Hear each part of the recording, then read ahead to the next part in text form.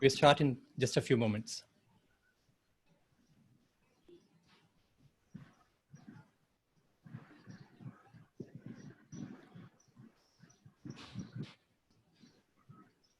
Bismillah. Ladies and gentlemen, Assalamu alaikum. Blessed Ramzan and good afternoon. I am Syed Moinuddin, your host today. I am a member of ICAP PIB committee and part of the webinar team. We will start our proceedings with the recitation of the Holy Quran. A'udhu billahi minash shaitanir rajim. Bismillahir rahmanir rahim. Qul wallahu ahad. Allahu samad. Lam yalid walam yulad walam yakul lahu kufuwan ahad. Sadaqallahul azim. Today we are pleased to welcome all our guests to Zoom and on Facebook Live to the third webinar in the series.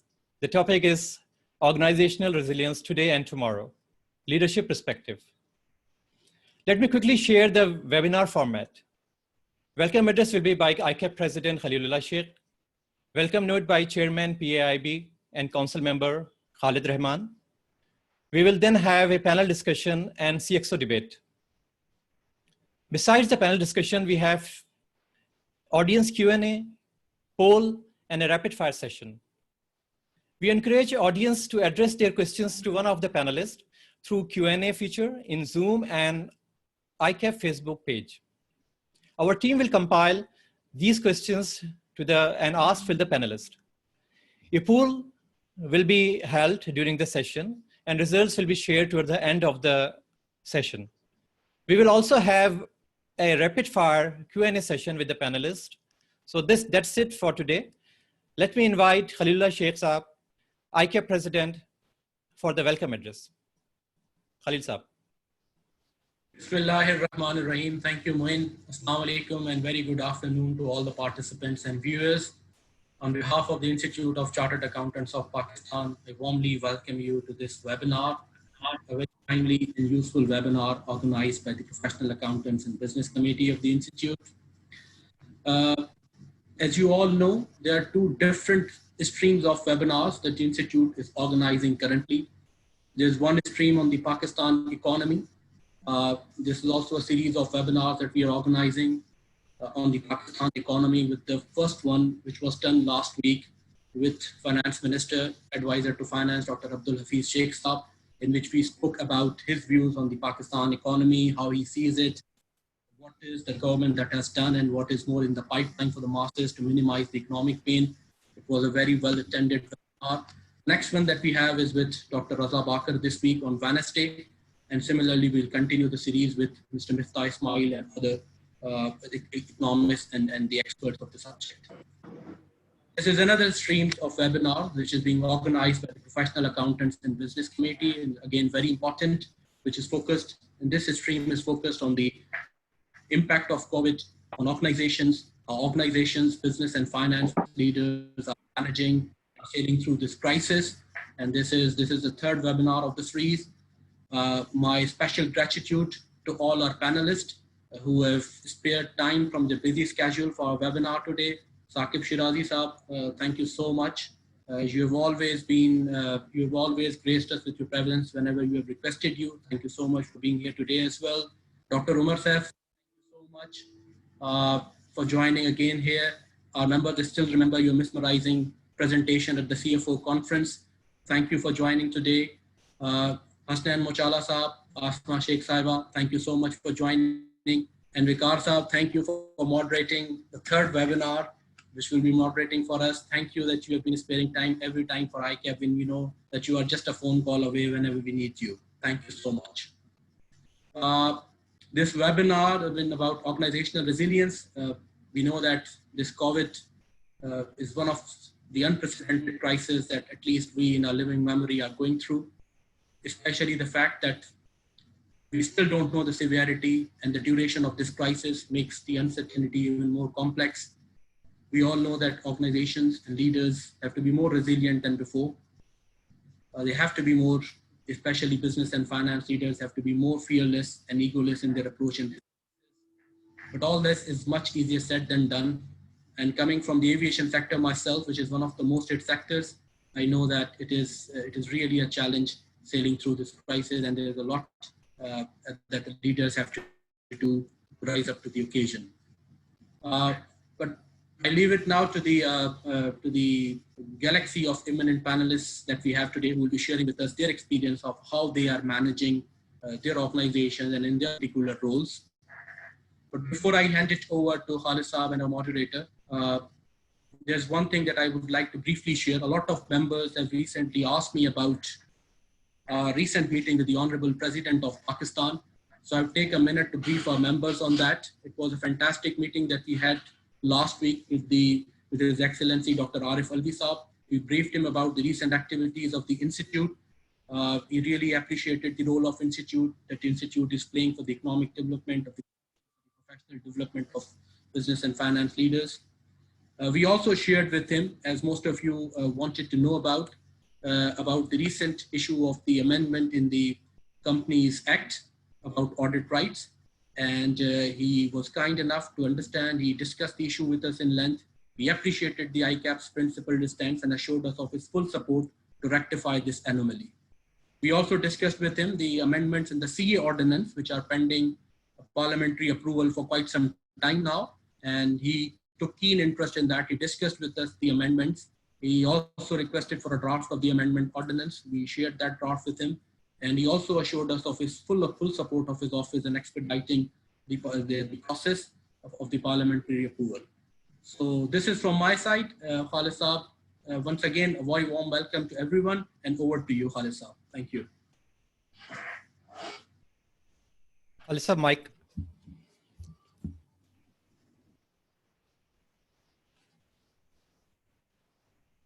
Yeah. Okay. Thank you, President. Assalamu alaikum, ladies and gentlemen. A very good afternoon.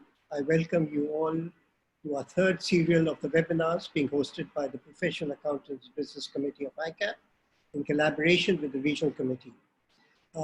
We've had, as I said, it's the third webinar. The first two webinars were on Pakistan economy and business transformation, respectively. And you've heard today that today's webinar is on resilience and how the leadership role is being reflected in these difficult times.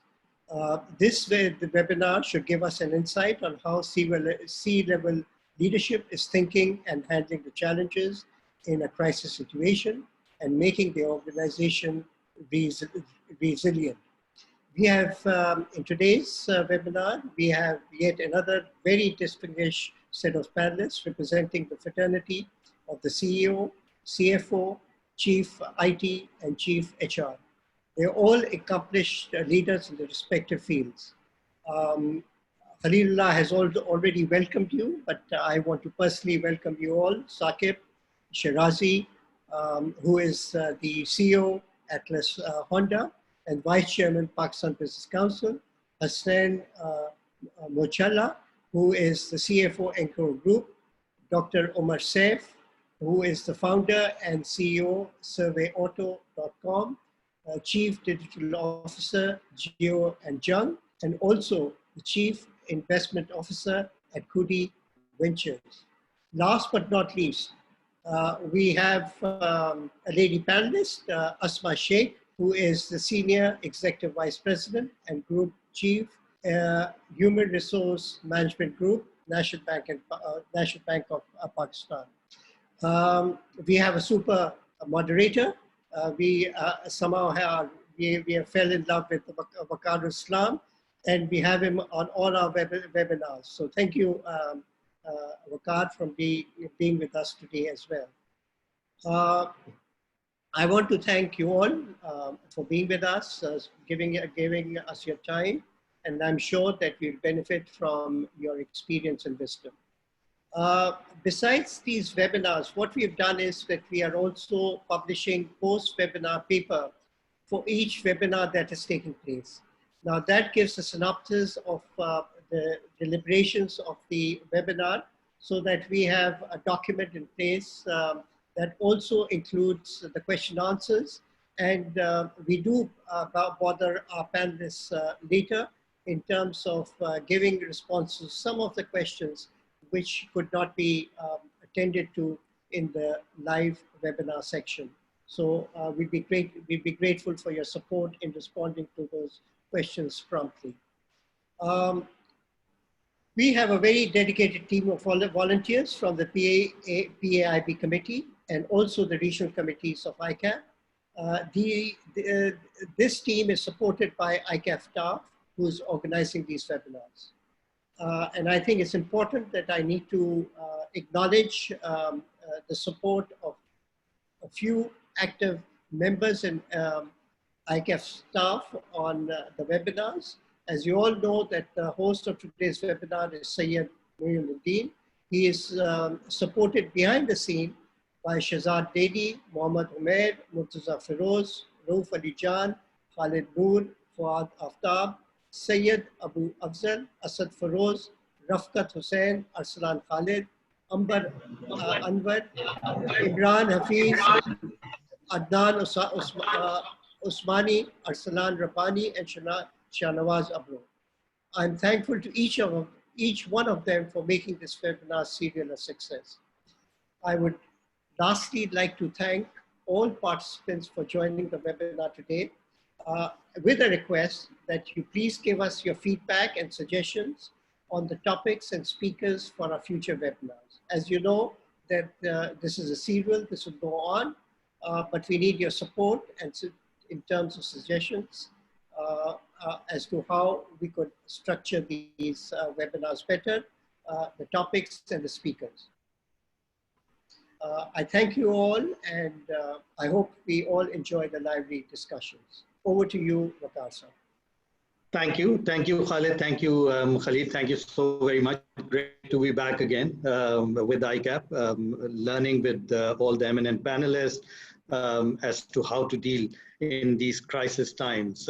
Before we start the webinar, just a public service message as usual. These are tough times.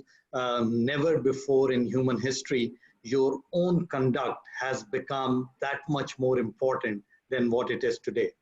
Please practice social distancing for your sake, for the sake of your near and dear ones. Stay hopeful, stay connected, but make sure you're also taking care of people around you. And this is extremely important as we live with these unprecedented times. And as both Khalil and Khalid said, we don't even know how long this will last.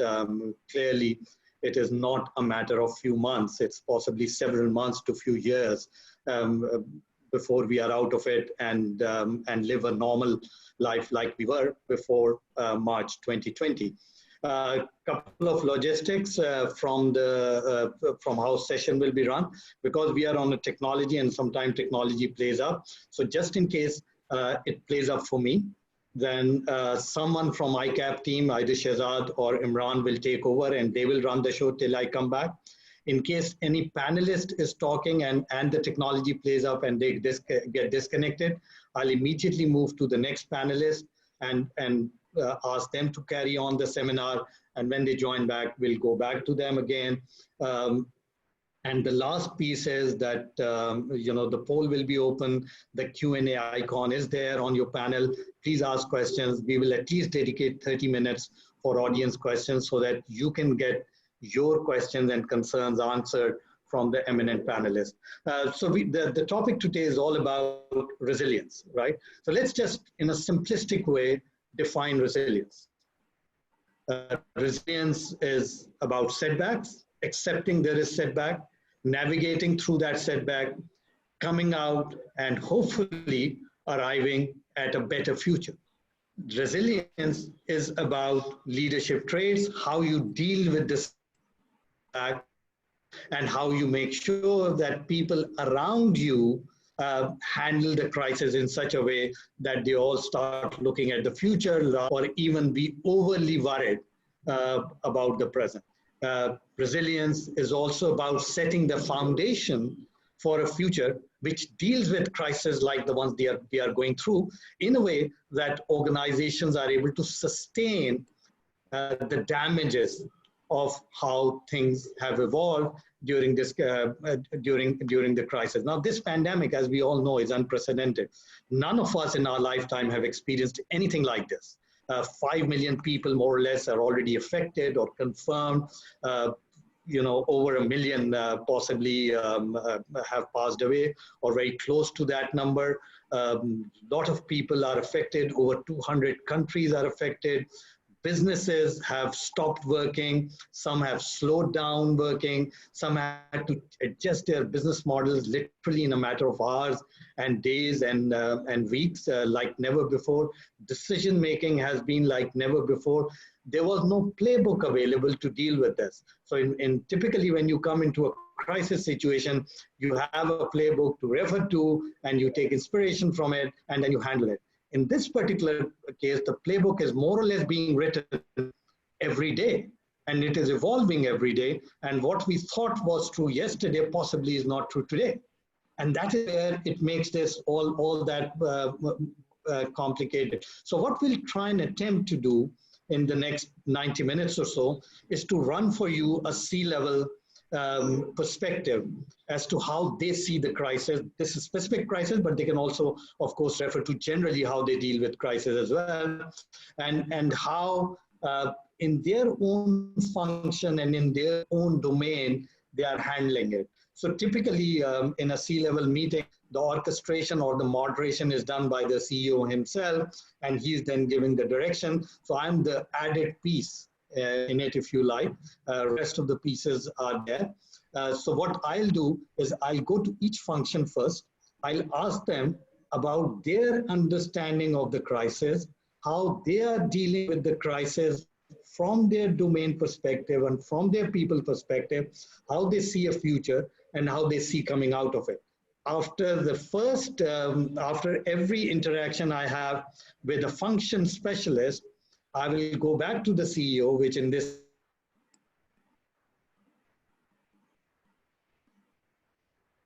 function, and the input. Does he agree with, does he not agree with them? And we'll park it there and go to the next one and go to the next one and go to the next one this way, till we come back to the CEO again to wrap it up and give some directional statements after hearing the perspective of each of the various functions.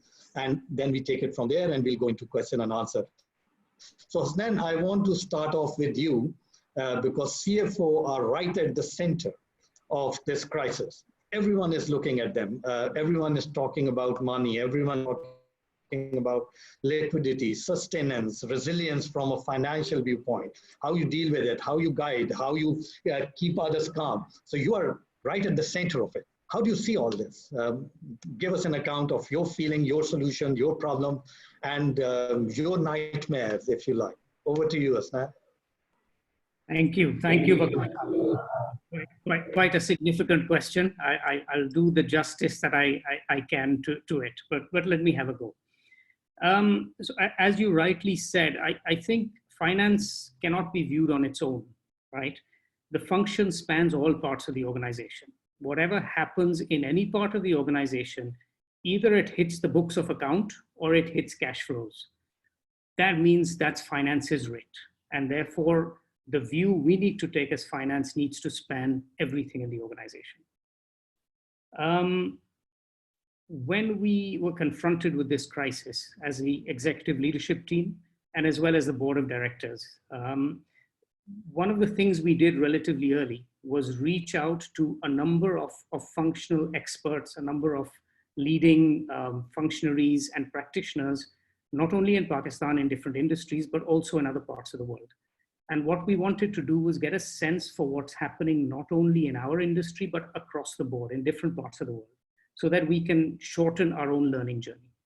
What I'm going to share with you in the next few minutes is some of those learnings which we picked up from those practitioners, as well as some of what we've seen in-house and our own journey these last few weeks.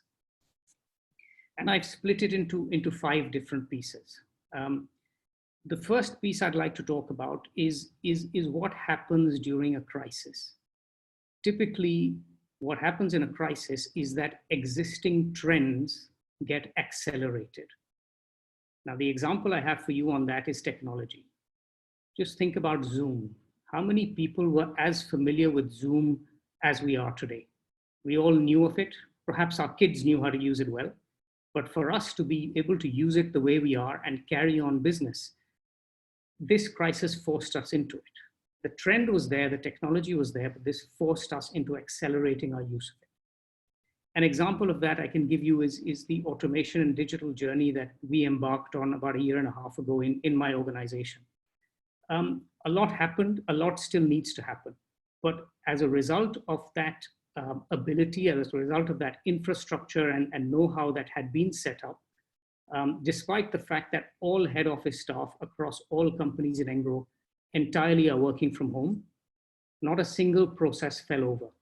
Not a single payment fell over, not a single tax obligation fell over, not a single collection could not be tracked in time. And I think that's because people embraced that technology platform because they were forced to and made things work. So first trend. The second trend is organizations with the right values and ethics will see its people meeting the challenge and exceeding your expectations in terms of delivery. Because they pick up the challenge, they own it, and they want to do the best they can, and they react extremely well to crisis. An example of that in our organization is we're sort of part way through implementing or re-implementing SAP to the latest platform. Now that's quite a significant and difficult exercise, and that's being rolled out across different companies. Where it touches finance is in our large entities, it used to take us about 5 to 6 working days to declare results after the month end. In the month of April, one of our largest entities, Engro Fertilizer, the team closed the books and reported out within 2 working days. And that was despite working remotely, not having access to the usual facilities you have in the office, remote help desks. They rose to the challenge and they accomplished something which even a few months ago seemed impossible. 6 days to 2 days, working days, no chance, can never do it. But it happened. Again, testament to what people sort of are able to do when a challenge is thrown at them. Third thing again is around people, and that is for leadership to recognize that people are under stress. That stress comes from concerns about personal health, concerns about family health, concerns about job security, concerns about performing your business targets, your personal targets, all in a very, very challenging environment. I think it's up to us as leadership to make sure we have honest and frequent conversations with people and give them a view, not a sugar-coated view, but the reality of what lays out there. People are smart, they understand. And the more transparent discussions you have with them, it helps them cope with the stress that they're feeling. Obviously, the support you need to provide to the lowest paid has to be at the highest level because they're the most vulnerable. And I think us recognizing that at our factories and our plants, the daily wages, the packing staff, giving them the comfort that no matter what happens through this crisis, their jobs are secure. All organizations may not have a business model that is able to do that, but whatever that reality is, to have that discussion is important. So people and stress and how to deal with it. Fourth point, the reality is that businesses will underperform. Our customers and our suppliers will feel the strain of the external environment. What that translates into for us as finance is, as you said in your introduction, liquidity. That liquidity concern has to be paramount for finance. The way we deal with it is that we've done a number of scenarios. What if this carries on for a month? What if this carries on for 3 months? What if this carries on for 6 months? What's the impact on business going to be? What are our finances going to look like? And then to have plans and backup plans to meet those liquidity concerns as those scenarios roll out. So liquidity. And my final point is a constant revision and a review of your business continuity plans, as well as your risk matrix. Because unlike earlier, where you had the liberty of doing this once a quarter or twice in a year or once a year, this now needs to be done twice a month, perhaps monthly, depending on business model. So that constant revisiting of what does it mean for my business continuity planning? What does it mean for my risk matrix and how I manage those risks becomes absolutely critical at very regular intervals. Let me just take a pause there and hand it back to you. And if there's clarifications, we can pick it up at Q&A. Very good. Thank you, Hasnan. And I want to pick on your 5 points before I go to Saqib for his comments on the finance perspective. You talked about accelerating the trends, and I completely agree that every time a change happens, some of the trends get accelerated like never before, which we more or less many a time were taking it for granted. I'm so happy you brought up the subject of ethics and purpose into it, and organizations which live the purpose and ethics and value have better chance of sustaining the crisis. You talked about liquidity, consistently revising the plan, but another very important point you touched upon is about having authentic, credible, and transparent leadership. And that's extremely important in crisis, that how you communicate, what you communicate, and how well you communicate to your people so that they have full transparency on what's happening. Saqib, coming to you, give me your account on how you see the finance view in dealing with this. And of course, he touched upon liquidity and dealing with it and coming up with various scenarios, month, 3 months, a year, etc. How do you see it from a finance perspective? So I think for any CEO, as you started up front, it's really important to have some context. And so as you land in a crisis, you've got to latch onto a context that you can relate to as you try to lead your organization. In my case, I'm an MBA and not a chartered accountant. And I'm a product of case study method. So for me, it was quite easy to go back and actually try to recall a similar incident somewhere where I participated or learned something from. And for me, that was the Chilean mine disaster, where these miners got stuck way below for months at a time, and what their families were going through and what other people were going through. So that came to my mind as a reference. So I actually went back and had a look at that case study thoroughly and came out of it with 2 things: that whatever one does as a CEO, you've got to come across as being calm and confident in your communication. So I'll take your point, communication is important, but it's also very important to sort of distill calmness through your organization. Number 2, I think every company has a management committee, 10, 12 people, 8, 10 people. But in a crisis-like situation, you have to actually zone in a little bit. You have to come in with people who are really critical on a day-to-day meeting basis. So the first week, 10 days, it was really important to create a team, which I call the Critical Incident Team, CIT. And in the CIT, we actually picked only 5 people to be part of it. And luckily, all 3 of the members, panelists here, were part of my CIT, which was number 1, the HR person, really important, because people were going to worry. And that was important. What were we going to say? And we needed to hear from our HR person, what do we need to deliver to our people? Number 2 was, of course, the CFO. Number 3, in this day and age, one wouldn't have thought, but our chief technology officer, the IT head, had to be part of this team. But the 4th person who needed to be part of this team, which might surprise you, was our head of supply chain. Because we've got vendors all across, and we needed to make sure whatever we do, it goes all the way across. However, the critical role was of the CFOs. Why? Because we designated him not as the CFO, we called him the CWO. And that was, you're going to be, from today, our chief worry officer. You're going to worry about everything. It's your natural state to worry, but you're actually going to have this important host to look at everything. So number 1 is that point, that context, and put together a team. Number 2, I agree with Hasnan fully. I think you needed to make scenarios day 1. So the first thing this chief worry officer, together with the CIT team, did was create scenarios. So we created the so-called U-curve, V-curve, L-curve scenarios. When are we going to reopen? Is it going to be 45 plus 45 days? Is it going to be 60 plus 90 days? Or is it going to be 90 plus 270 days? These 3 scenarios for us were very important up front. And we put into it exactly what Hasnan is saying, cash flow, liquidity. Now, we've got a liquidity crisis up front, but what we needed to make sure was to tell the CFO, the CWO, don't make it become a solvency problem for any of our network. We are at the helm, we are the OEM, or we are a big group, we had liquidity, but our network needed to make sure nobody becomes insolvent in this. So that was the call there. Number three, what was very important post that was to focus the CIT team onto 4 priority areas only. And coming from a liquidity-driven, finance-driven point of view, those 4 things were, what does our cash flow look like? What does our CapEx plans look like? Where can we reduce cost?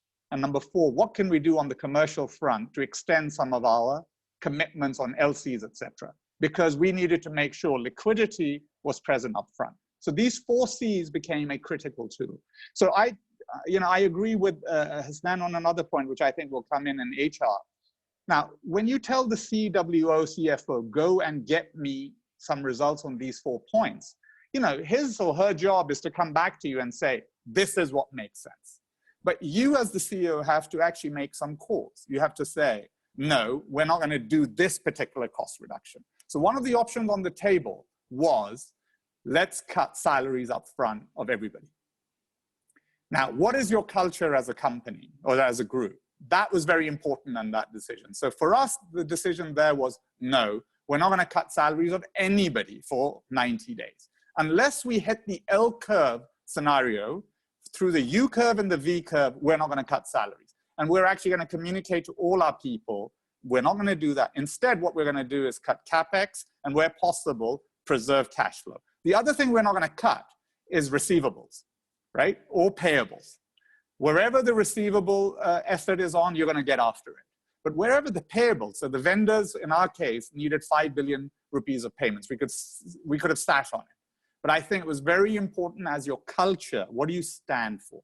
So I fully endorse what Hasnan is saying, and actually just reminded me what we went through as he was speaking. So I'll stop there. Thank you.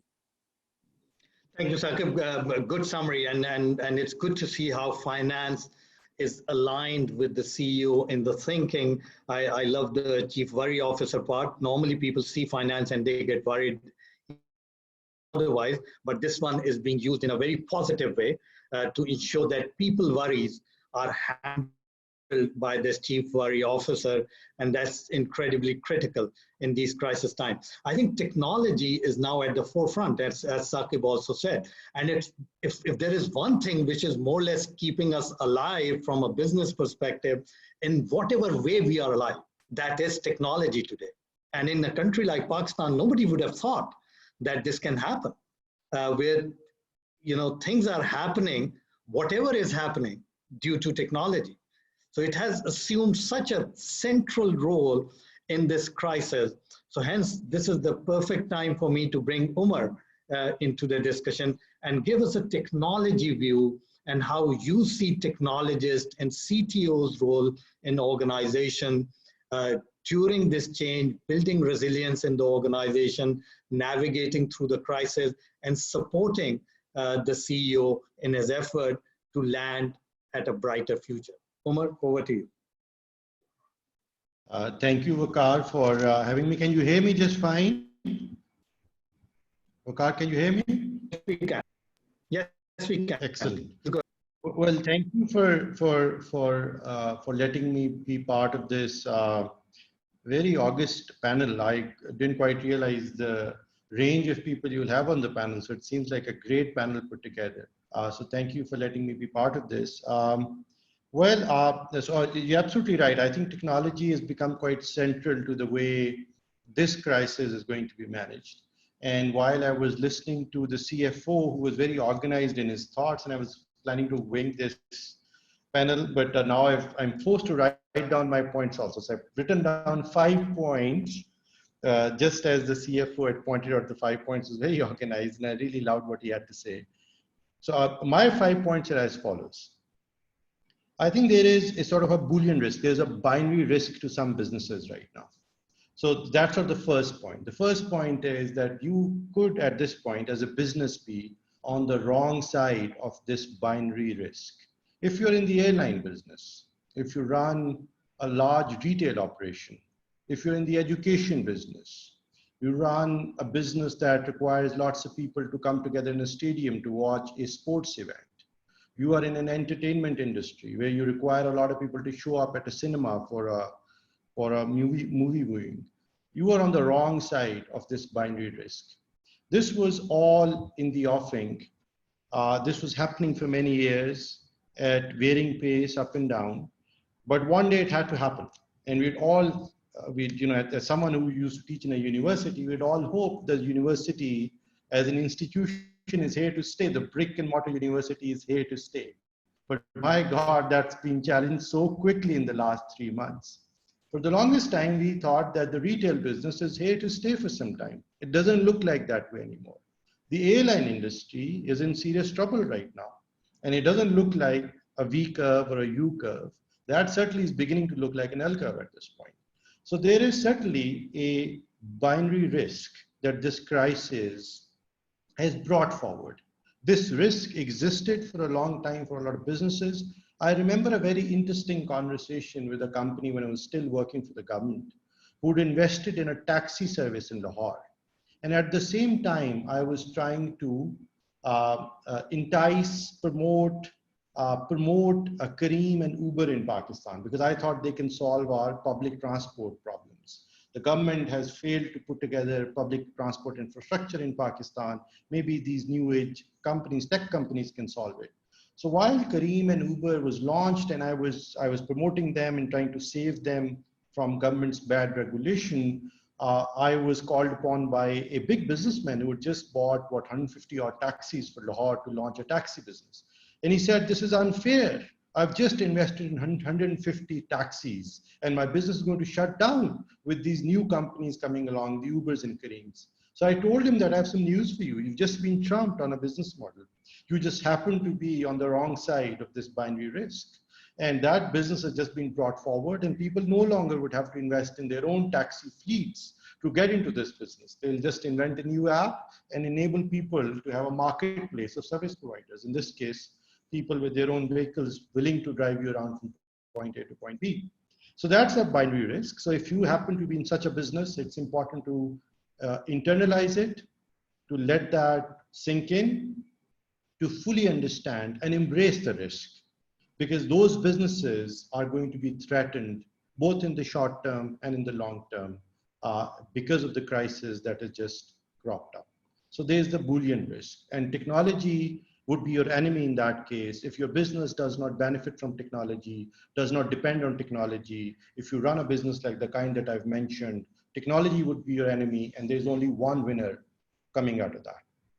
Two, there is certainly sort of the CTO hat with the infrastructure problem that this crisis has brought forward. So if your company, your enterprise doesn't have adequate technology infrastructure, it won't be able to operate as efficiently as it used to before this crisis. The infrastructure would be equipping, your company, your people, your processes with technology infrastructure. So there's some investment that you'll need to necessarily make at this point, if you haven't made that already, to protect yourself from both the short-term, medium-term, long-term implications of something like this. So your technology infrastructure needs to be in place. And I heard with a lot of interest, the CFO from Engro, who's going through this huge transition of moving the company to a standardized SAP platform across various conglomerate of companies that they run. And that seems like the right move, and that infrastructure investment, that infrastructure needs to be in place at this point in time. My third point is process. Even if you have infrastructure in place, for instance, in government, we spend gazillions of dollars putting infrastructure together, but the process is broken. So even if you have infrastructure in place, your process needs to be in line with technology. Where, let's say in government, if you want to do any file work or files to be moved around, needs to be done through technology. I currently linked to parts of the media industry, the entire process of booking ads and giving compliances and getting payments made, et cetera, all that process now needs to be entirely digitized and automated. If it depends on manual processes of people going to classified booking agents to book classified ads, or people going to various, and so on and so forth, if it requires a personal interaction, if it requires a visit to an office, if it requires your sales teams to go out and book orders, those processes would need to be radically changed and automated through technology. So the first one is a Boolean sort of a binary risk of what this crisis brought forward. The second one is infrastructure. The third one is process that's automated, especially mission critical, important processes that keep your business alive. If you haven't moved them to a technology-based process, then this is the right time to do it. The fourth one is work. So while you have your business processes run by technology, you also want your employees to be productive, to do what they're paid to do. And will they be able to do that from home? It's not clear yet. I am currently linked to two industries. So I do technology and I do media. And these two businesses can largely be run from home. You know, they're not brick and mortar shops. Consumption is on TV. Content production can be done offline. Doesn't require a lot of in-person interaction. In technology, in fact, and I've been joking with folks in my company, our work hours have gone from 12 hours a day to 24 hours a day. We are always working. We are always calling each other. The technology world has already been using lots of very sophisticated platforms, from gathering our requirements of what we want to build to be able to track down to a single line of code that is written by any one of the team members, to any bug that's fixed, to any ticket that's raised by a client, etc., to all the sales platforms that we have for business development, etc. All that work actually in the technology world, in the computer software world, is largely work that doesn't require you to be in the same office. Even if we need to talk to each other, there's Zoom, which we really need to, but because we can really make people accountable using technology. So work can be assigned through technology, it can be monitored through technology, it can be delivered through technology. So technology products can be built from home. And therefore, Jack from Twitter has come along and said, well, Twitter might allow people to work from home forever. There's actually no reason for us to invite you to come to our offices anymore. And that's essentially what also led to the rise of co-working spaces like WeWork, etc. Actually, a lot of technology company startups were already using sort of these permanent, makeshift, stopgap co-working spaces where they occasionally show up for social interaction, but they could largely get their work done from home. Now the question is, can the textile industry do that? Can the automotive industry do that, etc.? And which part? So therefore you'd have to really sit down, go back to the whiteboard and tease apart things that your employees are able to do from home. So that's work. So the first one is again a Boolean risk, binary risk. The second one is infrastructure. The third one is processes. The fourth one is work, and the fifth one is business. Where does your money come from? And all your channels, your sales channels, your business development channels, are they automated? Can they fully exploit technology at this point or not? Or do they still require a pre-sales guy with a pen and pencil to go to all the retail shops and book an order?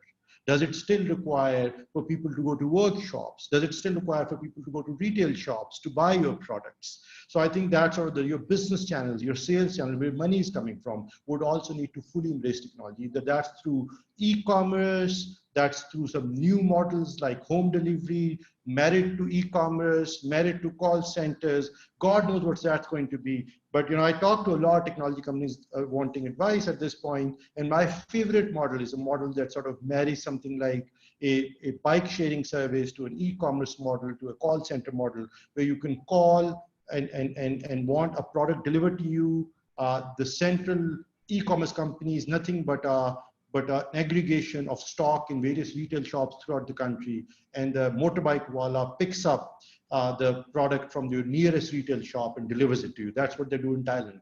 So the retail business would need to change. The fast-moving product good companies would need to change. The beverages companies would need to change. The tobacco companies would need to change. These are the companies that drive the economy forward. So how would their sales channels evolve? And how would their supply chain models evolve and through this platform? How would their payment models evolve? Pakistan, if there's one aspect that's holding Pakistan back, that's digital payments. They are entirely absent from our economy. They exist in pockets. They're incredibly painful to use, high friction products. Banks don't allow payments to be pushed out, very difficult to sign up so retailers to join this platform, no incentive for acquiring banks to install the infrastructure, point of sale devices with retailers, et cetera, et cetera. But that, I think the regulators, the government and the businesses need to come together now to finally make digital payments happen for Pakistan, because all the sales channels would invariably now depend on this missing piece of the puzzle. So just to quickly recap, I think there is a binary risk to some businesses that we need to embrace, understand, and fully appreciate. We cannot tiptoe that anymore. There's an issue of investing in infrastructure. Companies that have done it would be better off. Companies that haven't done it must do it ASAP as a necessary investment to make. We need to move our processes to an automated model so that people can do their work while they can't show up in offices. And finally, your business sales channels, your business development channels would need to be moved to technology as well. I'll stop here. Sorry for rambling. Thank you. Thank you. Very good wrap up. Very good wrap up. You touched upon reviewing the whole IT infrastructure, processes, systems, sales channels, aligning everything to technology. In crisis time, more or less, you're pleading that invest in technology. Saqib, coming to you, here you have a CFO who's dealing with a liquidity crisis. He's trying to arrange for funds. He's looking for priorities, dealing with people. But here is a technology guy says, if you want to run your business, you need to look at your infrastructure. You need to look at your systems and processes. You need to redefine your business channels and sales channels so that liquidity keeps going. So I have a very interesting sort of situation where our CTO is a chartered accountant as well as being an IT expert. And our CFO is also a chartered accountant. So I had a seriously good sort of heavyweight match to see before this crisis started. So the CTO came to our CFO and he said, listen, we've done the whole upgradation of SAP, but the future is all about data. And we're really, really deficient on data. And what Dr. Umar just said, those were exactly words, music to his ears, because he said, listen, we're going to get disrupted unless we are dynamic. So I need 100 million rupees from you. It's not much. Let me engage an app company, a small software company, and I need to create this app for our businesses that are right now not doing the kinds of stuff that Dr. Umar talked about. So I think the binary risk is something that the CTO has always at the top of his mind, her mind, and they're always fighting the CFO for capital. And that's the really interesting thing. So our CFO generally, because they're friends, wanted to veer towards the CTO, but the reality is there's a lot of CapEx that needs to go into your bricks and mortar type of business. There's a lot of machinery that needs to be invested in. So the decision here is what gives you more productivity, more bang for the buck. But as a CEO, one thing is clear out of this crisis, that is certainly what the CTO was saying, that we've got to now reprioritize and put technology at the center of our strategy. And for that, I like what again was just said. We didn't say it like infrastructure, process, and work. What we said was 3Ds, that we're really bad at 3Ds. One is collecting and analyzing just a ton of data that is out there for us. How do we capture it and use it to sell more? So I think we have everything out there, but we didn't have a process to gather it. That's number one, which is data. Number two is digital. So if you have the data, there are a lot of your parts of the businesses that are not digital yet, but could be. So for example, repairing a car or a motorcycle, certainly you still need person-to-person, face-to-face. You need to go to the workshop, you need to get it done. But the process of leading to get a slot at the time you want to get your bike serviced could really get enhanced by a digital platform. So the person doesn't need to come in, somewhere like Lodran with his motorcycle and sit for 4 hours until his bike gets serviced. With the revolution from 2G to 4G, we're skipping 3G right now, right? 4G. you know, 4G is going to transform our society totally. So I think digital is absolutely right. But the third element is, again, what was just being alluded to in the business piece, which we call direct marketing. So it's data, digital, and direct. So for us, these 3 Ds, you know, encapsulate the whole thing that's just been said. And I believe, you know, that we all need to learn more. I think a person like Dr. Umar Saif can teach a lot of us what's going on. But one thing is for sure, every CEO after this crisis is going to be listening to their CTO a lot more. So clearly, you know, CTO are at the heart of this crisis, and they would be getting the priority, they would be getting the funding, they would be getting deeply involved in the strategy piece to make sure that organizations build resilience as they come out of the future. And the other interesting piece is that they will be working very closely with the CFOs to define a resilient organization. But now comes the most important piece, which is the people piece. Bill Gates was once asked, what is your biggest problem at Microsoft? And he said, my biggest problem at Microsoft is at 5:30, all my assets leave work. So it is about people. It is the people at the end of the day who drive organization. It is at the end of the day, they bring life to the organization. They bring strategies, they bring technologies, they bring finance, they bring business, they bring a living dynamic culture, and all the 3 Ds that Saqib also spoke about. Asma, help us build a resilient people organization in this crisis. Over to you. Okay, thank you, Vakar. I must say you have acquired a status of being universal moderator. So, you know, that's amazing. Thank you, ICAP, first of all, for inviting me to this webinar. Usually, as Saqib earlier mentioned, finance and HR, they are not always agreeing to each other because finance always sees us as the cost, you know, the biggest cost that they have, and which is a reality as well. So that's like always very, you know, healthy arguments that we have with finance people. So I just, you know, while I was talking, listening to all of you, just reminded me of 31st December 2019, when all of us were thinking about a New Year resolutions, both personal and professional. So HR professionals, we were focused on strategic 5-year planning and how to attract and retain the top talent. And of course, the personal, the most popular personal resolution is weight loss, which suddenly changed into fear of job losses. And, you know, now instead of like focusing on attracting and retaining the top talent in an instant, you know, the organizations are like looking into how we can work in a socially distant society, how to be more resilient in this situation. Most of, you know, there are a lot of talks I've been hearing, and, you know, people are calling it a black swan event. But I just believe that this is the most challenging situation that any one of us have faced in our entire career. I belong to a public sector, which is all paper-driven world. So when we were like going towards this lockdown situation, just a week before, our president also called a meeting of all the ExCom members. And of course, HR, when you have an organization of 15,000 plus people, HR has to be part of every meeting. But in this one, of course, finance, HR, IT, we were like the main, you know, focal points for this meeting. And for us, it was very, very difficult because if we are paper driven, and every day I would receive this much paper on my desk every day.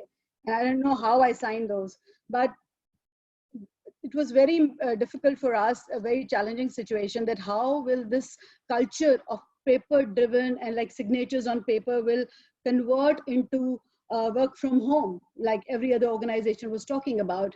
But it was very encouraging to see how quickly we have moved towards working virtually, which is work from home. Video cons, audio cons, email, phone, everything is working now. We were allergic to this earlier, by the way. So, you know, obviously there was a whole plan which was made because at that point in time, we felt, okay, this is something that we have to just think about for a couple of months. But now the scenario has totally changed and we are thinking long term. So we need to embed this culture into our everyday life. So just to talk about how HR can play a role and how we played a little bit of role in our organization, They're like, again, I think 5 points is a famous, thing in this webinar. So I'll also stick to 5 points. We all felt as a team that COVID-19 is a crisis which is disruptive and has also created a very big reset. But we have to press this reset button, and there are a lot of rapid changes which are taking place, and which are going to be long lasting, of course. So the 5 points that we looked at is first and foremost, personal safety and health of our employees and ourselves as well. So, we have 1,500 branches spread all across Pakistan and also regional offices. So a lot of efforts were made on this. Remote working, that was imperative, of course. Going digital, there was no confusion about it, that all of us have to, overnight we organized laptops, VPNs, so that our people can work from home. And also, not only that, for our organization, what was more important, giving access of email to their laptop after working hours. That was not the culture as well. So we had to do all of those we had to look into all those little things as well, that on their phone, the email access should be there. We had it, or most of us had it, but unless until somebody's told, they would not have it. So we had to create all of that. So also very basic thing like, communication was very important. A question like, if you're sending us home, are you going to deduct our PL or casual leave? He said, no, you're working from home. It's not, you're not on holidays. So, that kind of communication had to be done as well. Personal safety perspective, medical, of course, we had to, again, being a public sector organization, largely non-automated, we had to, all my team was like, they contacted all the hospitals that, okay, if any of our employees come, please do not ask for credit. We'll just ensure that we'll get in touch with you, and then we'll arrange for, the payment and all. So that needed to be done. The third most important thing was do less with less. That was the theme. How we can ensure business continuity with lesser resources involved, and what are those things which are very, very imperative from HR perspective, salary payment or medical, then the third, pensions and, such payments. So we organized that through our DR sites. We made all those plans. So, and not only that, even from business perspective, we were also looking into what are the services which are very, very critical and essential for that. For those services, we have to open branches. So what are those services? So that kind of work went on. Business continuity planning, I guess one of the panelists have already mentioned that it was once in a year or twice in a year exercise. Now it is a daily thing, and we're learning every day. What exactly is, every day we learn that, okay, this is something that also we need to be careful about, how we can fix this, working from home or working with lesser resources, being, exposing lesser and lesser resources to this pandemic. Fifth, and the most important thing, leadership matters the most in these times. Delegation, decentralization is the key. Very little thing like, providing safety, these masks and sanitizers. Usually these things, all these costs are centralized in an organization like ours. We had to quickly decentralize it, because if they expect that Karachi, so we are going to send all the sanitizers to all the branches, it was of course not possible. So, and this is a very minor example, but decentralization of a lot of decision making in these scenarios are very, very important, because we have to delegate and trust our people in these times, and also with certain central controls and monitoring, of course, for an organization like ours. So these are the 5 points we felt that, okay, we worked on these. We have regular meetings. Zoom is the most popular tool right now. So I'll end my talk at this point in time, and for more questions and answers later. Thank you, Asma. And you touched upon some very interesting HR aspect, and I would just paraphrase them if you like. I think one of the biggest opportunity that I see, and taking a cue from what you mentioned in this, is a change role of leadership in our country, from a micromanaging, body in seat, eye-to-eye kind of leadership to a trust-based, outcome-based, productivity-based leadership, where you know people will perform, people will be productive, they will deliver outcome to why they've been hired in the first place, by not being in front of you and just by having access to technology and the tools. And that needs enablement. And you talked about enabling people and empowering people so that they can take a leadership position themselves and come out as strong professionals from this crisis. So clearly right on the pulse in terms of what needs to be done for developing a people strategy in this crisis so that we all come out stronger. You also touched upon people health and safety, which is so very cardinal. And as I said in my opening remark, that, you know, this is possibly the, for the first time, this virus is a great leveler. So it is not seeing who lives where, who is a C level and who is a B level and who is a A level. It is not seeing what is your profession. It is not seeing what is your country. It is just hitting you indiscriminately and wanting you to address the problem indiscriminately without any divide whatsoever. So great points. Thank you very much. So, Sakib, you have now heard it from the finance. You have now heard it from technology. You have now heard it from the people piece.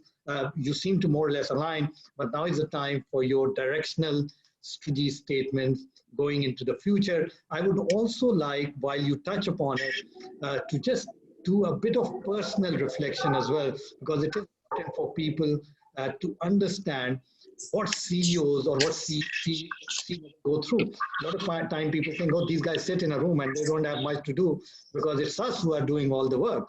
So how do you deal with crisis on a personal level? How do you deal with this pressure to stay calm, as was mentioned earlier, to stay authentic, yet taking all the pressures and yet delivering the outcome that is expected of you? Not an easy task, but would be good for people to get some insight as to how CEOs deal with these kind of pressures, and also some directional strategies as we move to the next segment. Sakib, over to you, please.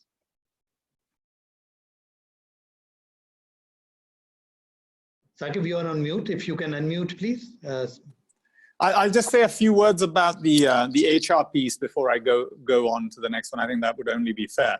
So I think HR has been front and center of our strategy in these last 2.5 months. They have had JVs, from my perspective, with more departments than anybody else. So let me go through it. Number one, their first JV was with the CFO, because HR and the CFO had to work really hard on two things. Number one, there was something that we never heard of before called PPE.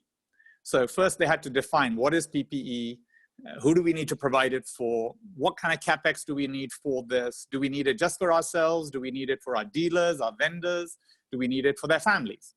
So we had to, debate this out. What is our responsibility as a corporate, as a group? And so that was the first JV right off the bat.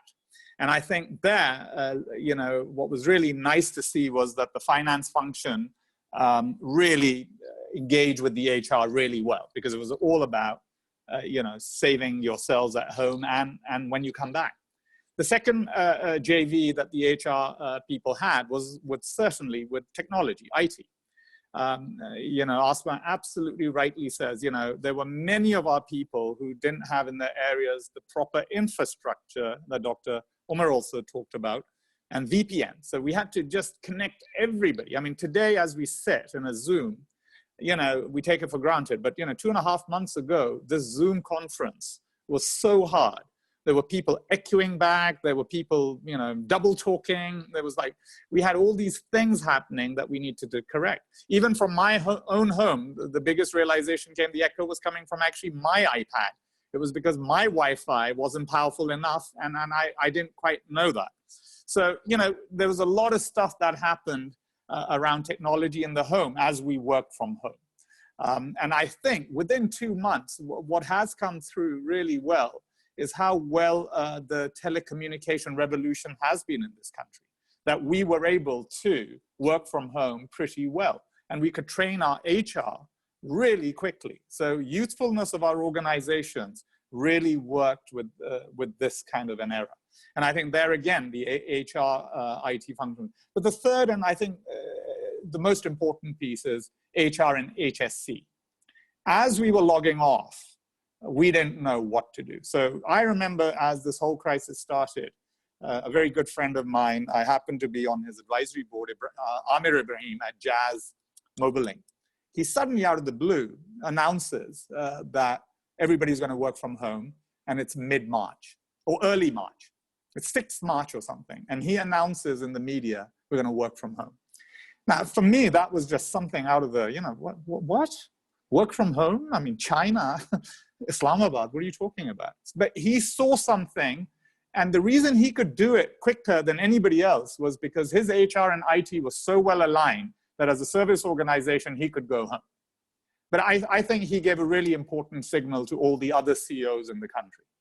And I thanked him. And if anyone on this line is from Jazz, they should know that we thank Jazz because they took the lead on this. The second thing that happened was there was an incident at Engro's head office where a chap got the virus. And what did the CEO or the company do then? I mean, those two for me were really important signals as a CEO. So, you know, you don't know the answers as a CEO, but what's important is you learn and you watch. I think in this sort of a time, it's critical to go back and relearn or observe more.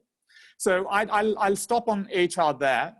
What I will, you know, go on to is, you know, what does it take on a personal, company, future context? So, you know, from a very personal point of view, you know, when I was graduating from college, the dean of the college said to me, "Young man, you'll be a very lucky man if you have 3 things in your life, and that equals happiness." And I said to him, "What are those 3 things?"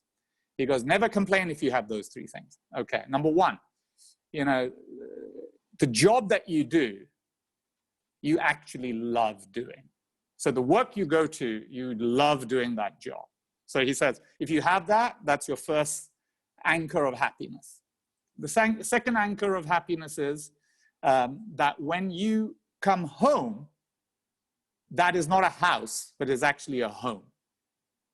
So your house, wherever you live, can be rented, it can be owned, you need to call it home.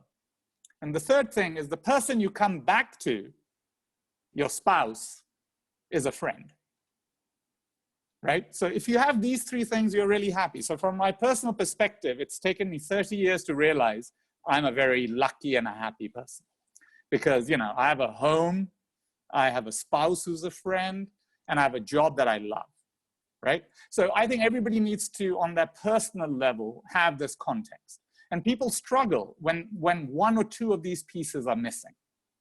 So I think that's a reality check for everybody. The only complaint I've had is while I've been working from home is exactly what was mentioned, that I've lost discipline, right? So I go into my library where I'm sitting right now. This has become my home, my office, and I don't know what time I'm done. So my discipline's gone. You know, my lunchtime is gone and my evening time's gone. And I'm sort of addicted to technology and always connected to it. And I have no personal assistant in the office to tell me X, Y, Z. So I'm controlling my own life. So I think that's something that we'll all have to learn to live with, you know, sort of a little bit of self-discipline. The other thing that's, you know, on a personal front that's been challenging has been kids' education. So I'd like to share that with you. You know, it's away from work. But as a parent, I found that really difficult. What do? You know, do you engage, and, you know, how much should you be contributing? Or should your spouse only be contributing? So that's been tough. But luckily, again, some of the schools have been better than others, and they have created these online technology education platforms, and that's sort of seen us through. But online exercise, online entertainment, what's the balance?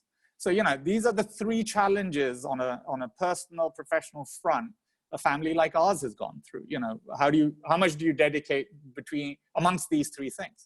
So going forward from here, I think just to wrap up the 3 eminent panelists as well who enlightened all of us, I think as a CEO, what do you need to do? Or anybody actually, not just CEO, a CFO. I think number one is you need to see as you go forward, what's going to be the context in which your business is going to be living through. So what's the context? Are there some rules have changed? Some regulations have come in? That context, how is this disease going to affect your business and your customer's business? Number two, has your customer changed post this disease?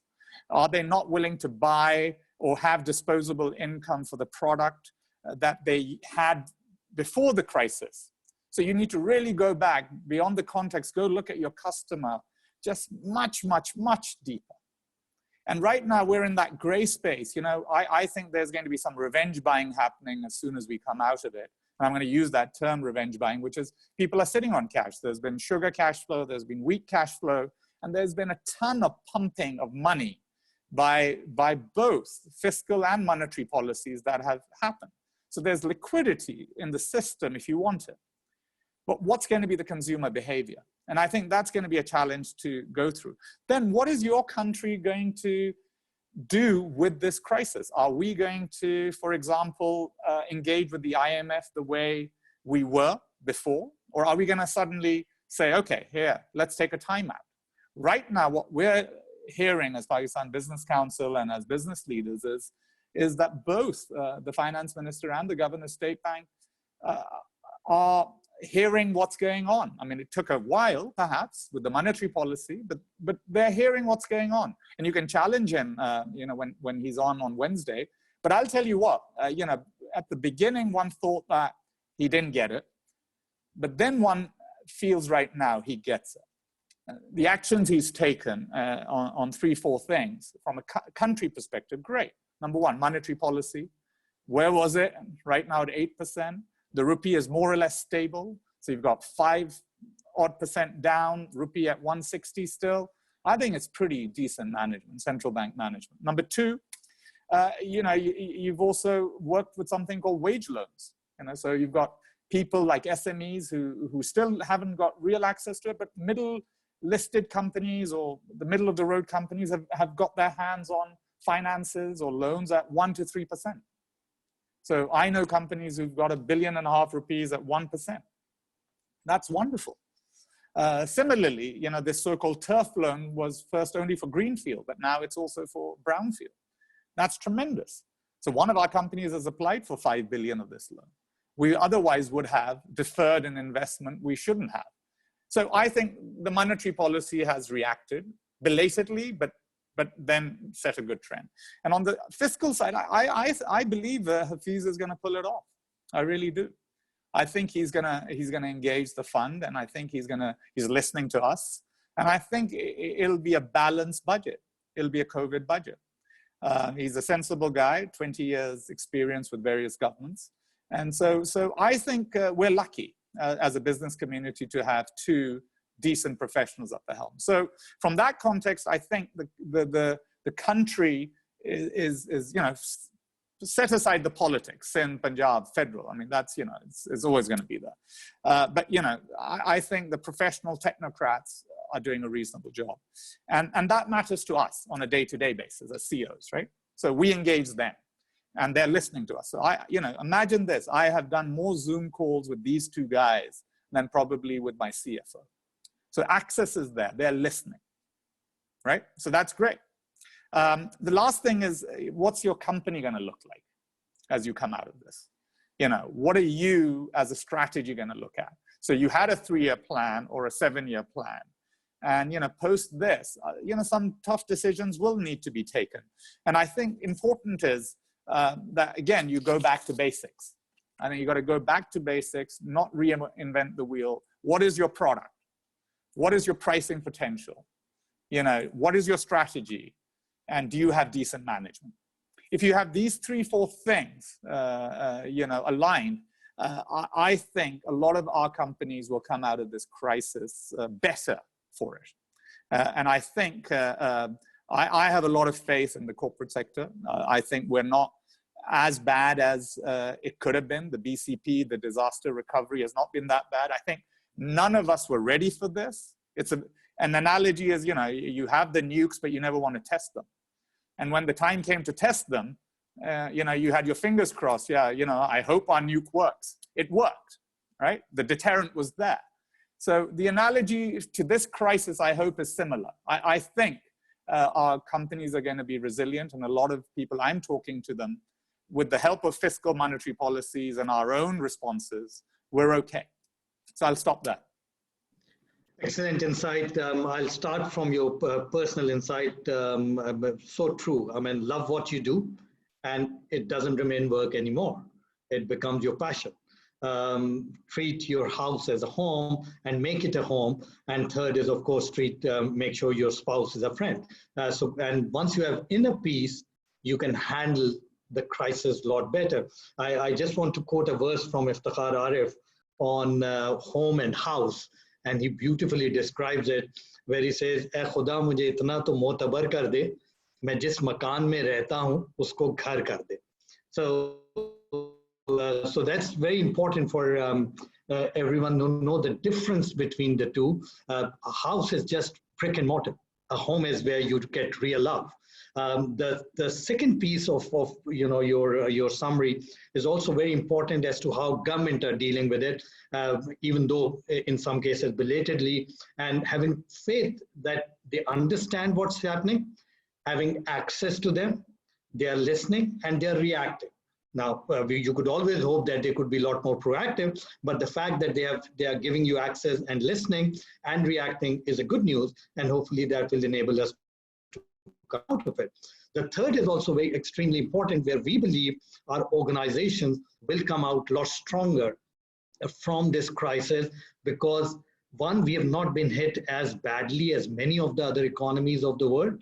Second, we have liquidity in the system, as Saqib also pointed out. Thirdly, generally, we are a lot more resilient.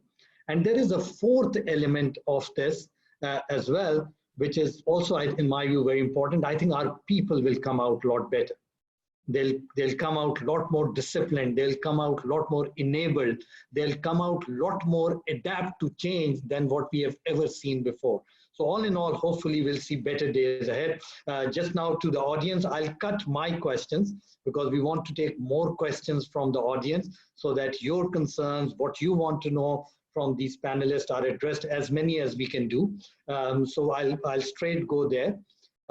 Just quick couple of comments. We currently have close to 13,000 views on Facebook, over 300 people on Zoom. That's the power of digital.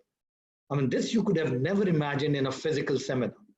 Imagine holding a seminar with 13,000 people. Forget about it. But we can do it now, thanks to technology and thanks to the access given to us by these eminent panelists to listen to their view. Second is please keep asking questions in the Q&A panel. We'll try and get as many questions as possible. I would request all the panelists that once I come to you for the question, be as brief as possible so that we get more questions from the audience. I will now hand over to Moin, to you, to please start throwing questions on the screen. Moin, over to you. Yeah, thank you. We are enjoying this thorough conversation and the debate. And now we have a few questions, good questions. Let me just project them.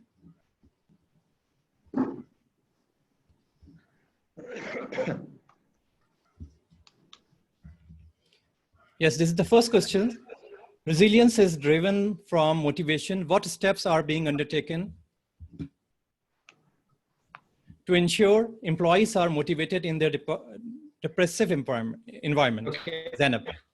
Thank you, Moin. Throw the next slide as I'll go to Asma to answer this question. Asma, can you please take this one?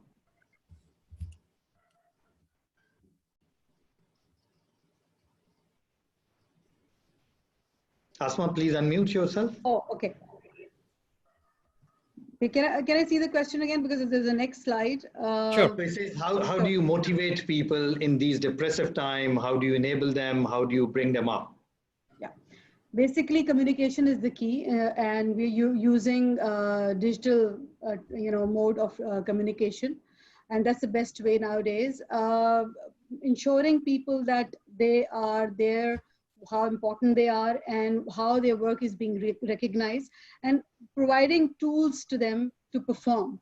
That's something very important, because everybody nowadays is the basic theme nowadays is that everybody has a fear of job losses. So how we can ensure our people that if they're performing, if they're delivering, and that is to the objective of the organization, nothing is going to happen to them. So that's the assurance. And plus, more than that, the first and foremost fear that people have is the health issue. So how we can provide them health facilities as much as we can. Thank you. The next question is about changing business models such as fertilizer, auto, banks, etc. How do we see business models changing? Umar spoke about binary risk. So Umar, if you can take this one, do you see business model changing as a result of this crisis? And I also want Hasnan's view on this because he's also part of many of the businesses that are mentioned here. So first, Umar, your take on this, and then Hasnan, your take on it. I think I loved what Saqib Shirazi Saab had to say, both in the 3Ds that he has that really crystallizes a lot of answers around this. The businesses would need to have better data, would need to have direct sales channels to their customers, and they need to be digital in nature. So I think that is spot on, and I don't think it is possible in all sectors because of just the way the business is going to change. But banking is one sector that's going to go through a radical shift. It has already in many parts of the world. That's about to happen in Pakistan. So if you are in the financial sector, you need to be ready to embrace disruption. And you would send me this sort of rapid fire questions also, and it had one line saying, any advice for CEOs? My one advice for CEOs at this point is to be ready to embrace disruption. Unless you embrace disruption at this point, this could really get out of hand very quickly, given the way the world is going to emerge after the coronavirus. Thank you, Umar. Hasnan, your take on this business? How do you see business models changing or evolving as a result of this crisis? Sure. I mean, I'll talk about fertilizer, which was, I think, one of the examples that was quoted in the question. On the face of it, the fertilizer manufacturing part of the business is unlikely to be too affected by what's happening. Yeah? The supply of natural gas, the conversion of natural gas into fertilizer, all of that will pretty much remain the same. Yes, there will be technology coming in to make production of fertilizer much more efficient, and therefore the cost efficiency side may be accelerated somewhat. And that's an existing trend which may get accelerated. I think the part that will change is the distribution channels. Yeah? At the moment, as you know, the fertilizer industry operates via dealers. So as a manufacturer, our customers are dealers, and then the dealers manage the distribution down to the farmer. I think the opportunity that exists, and that will increasingly weigh in, is the ability for us as manufacturers to reach out directly to the farmers and understand their needs much better than we do at the moment. It's not about disintermediating the dealers, because the dealers are our customers. We don't want to cut them out. They need to continue their businesses as well. But if we understand the customer better, if we understand farmers' needs the better, at the time where he needs it, for what crop, what difficulty is he having, can we assist in getting the product to him or her at the right time better than he's getting at the moment? So for example, we have a logistics business which is being set up. At the moment, that logistics business serves the dealers and other companies. Is that something we could use to break down further the supply chain, distribution chain, all the way down to the farmer? Is there value to be gained there? We talked about apps. We talked about the ability for farmers to provide that input on a real-time fashion. We talked about the ability to gather that data, analyze that data, and understand trends. I think there's plenty of opportunity there. So I think in that efficiency part of manufacture, in the distribution of getting product to the farmer at the right time when he needs it, as well as maintaining the current business model, which in many ways will remain unchanged. I think that's where the opportunity lies. Good. So there will clearly be changes in some areas. Some areas will become more efficient as a result, and we'll clearly see a better blend of physical and digital world going forward. Saqib, I come to you for this question. You already touched upon it, but businesses are declining, except for technology. By the way, technology is also declining. What other expectations you may have from government and also people globally to help businesses go forward? I think it's a really good question. So number one, globally, I think what one sees at the political level is that there's not enough alignment in terms of the narrative. So for example, whether you take it Trump and the states, whether you take it here, the federal and SIM. So I think what people expect more from their leaders and governments at this time is, to not look at it through the lens of politics alone. And the fact that Supreme Court has to come in and sort of give a danda to say, okay, do this and do that, and today announces that why is it the malls are only open for 4 days? Why aren't they allowed for 7 days? And, this is, where you lose that sort of separation and balance of power that every good democratic setup should have. So I think that's the expectation, not just from Pakistan, by the way. This is globally, yeah. There has been a leadership failure in terms of this. So, and in our case, at least, you have views, so they shouldn't confuse people. So I think that's a responsibility. Number two, from people, I think locally, I would say that it's difficult to ask people to be more sensible, but we should ask people to be more sensible. Now, we don't have as much literacy as we should have. That's a reality. This urban-rural divide in practices being undertaken, this other stuff going on. I think that. And the third, people globally, just to show empathy. I think those three things would help. But to ourselves on this panel, I would say we should not be so negative. I think with a little bit of patience, perseverance, and persistence, I think we can get through this. Yeah. It's not the end of the world. Inshallah, we will. This question has to be for Umar. Technology, and technology. Question, Salman, is there any other way we can embrace the change? Umar? Well, I actually don't think it is really about technology. This is about leadership. And crisis is a moment for testing leadership. Leaders would have to be clear in the signals that they send out to people, both at the national level, at their organizational level. Leaders would have to man up to this, and they'll have to plan for a future which is very different to the present or to the past that they used to. So I think it is actually not about technology. It is really about leadership at this point. And Saqib is quick to point out, and I think is spot on, that there is certainly a crisis of leadership globally at this point. But look at the predicament. The predicament is also very difficult. The countries with faltering economies, with poor healthcare, with poverty, widespread poverty, and then with no cure or no timeline, no runway in sight. No one really knows how long it's going to last. So there is, one can sympathize with the level of confusion that exists within organizations and within countries and the political level and the regulators and the policymakers. But this confusion is also devastating.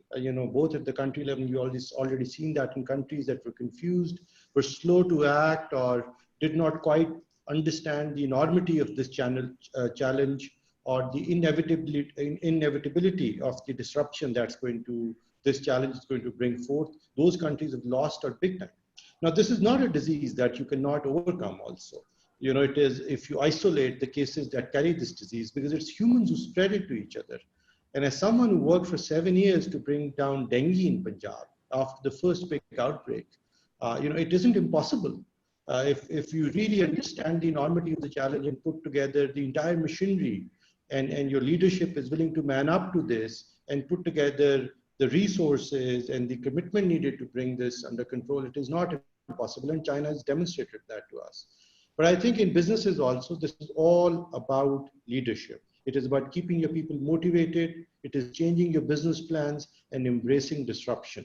It may happen through technology, but in the long term, it is people, businesses, and leadership that make this world go around. And I hope that is the part that fixes and brings it out of this crisis. Well said. I mean, technology could be the catalyst, but it's not a replacement for business people leadership. And that's the key to be understood. Asma, this question is directly to you. It can't go to anyone else. So for sure. MVP for future, and how is the culture supported? From Khalid. Okay, so look, digital banking is the way forward, whether it's National Bank or any other bank. So we had a plan of going digital for next 2 years. Now it has been brought forward. This is the thing that we are working on.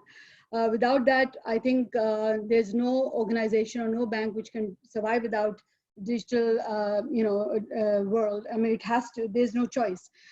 Usually, if we would have, in normal circumstances, if we had to bring in this culture of digital banking, we would have created a culture, supportive culture and tools and all of that. Now it's there. We don't have a choice. The culture is automatically created. We all know that there's no choice.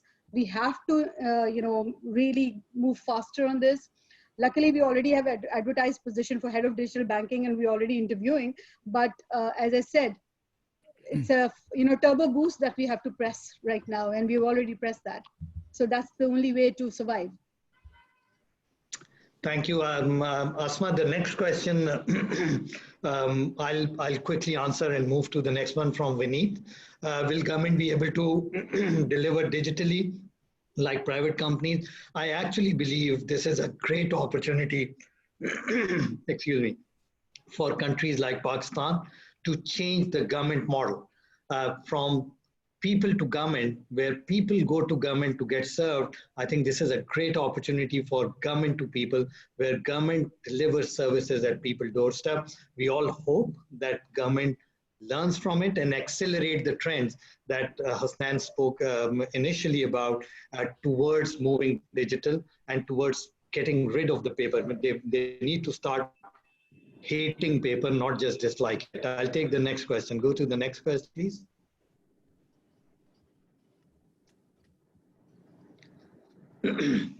Hasnan, this is directly to you. How a finance function can make organizations more strategically resilient?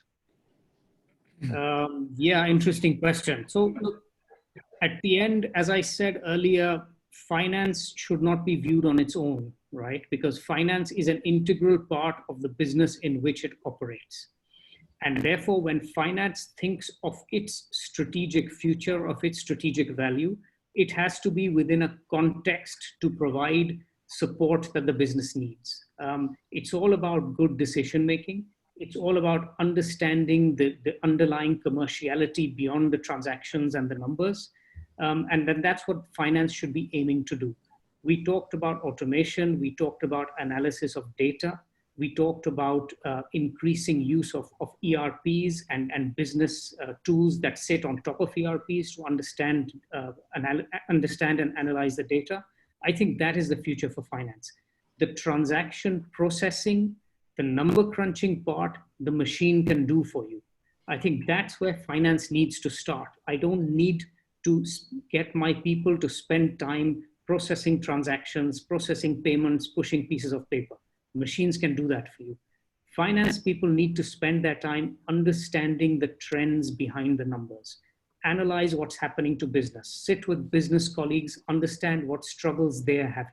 Sit with the marketing guy, sit with the manufacturing guy. Where are the inefficiencies? How can finance bring those inefficiencies up for decision making? And if we can make those dilemmas and problems apparent by way of good analysis and bring them up for good quality decisions, that takes the business forward. So my view is finance needs to get completely embedded in the business as opposed to look at it purely from finance perspective. Great insight, because I think it is extremely important for finance to move to the next level from reporting to insights and helping businesses make decisions. And great words. Thanks. Sakib, sorry, please go ahead. Go ahead. React to one of the points that Sakib very rightly made in terms of the role of the CFO. If you look at the top of my head, you will see that I've been the chief worry officer for many, many years. There's absolutely nothing. If that is the criteria, me too. I definitely don't want to say that. So. Okay, the next one, Sakib, while Asma can also chip in, but Sakib, I want to come to you for this. HR, the way they work will change. I mean, a lot of people will work from home. It will redefine physical spaces. It will redefine how overheads are done, how people expenses are done. How do you look at this whole change which has come into effect due to COVID going forward? Will it turn into a lifestyle? If yes, how the management and practices will evolve? I would get Asma's view on this as well, but Sakib, first your take on this. Yeah, so I think the world has been doing work from home for years, at least the Western world, right? I mean, they've been doing it for years, and I have my niece's husband works for an American company out of Chicago. He's based in Karachi.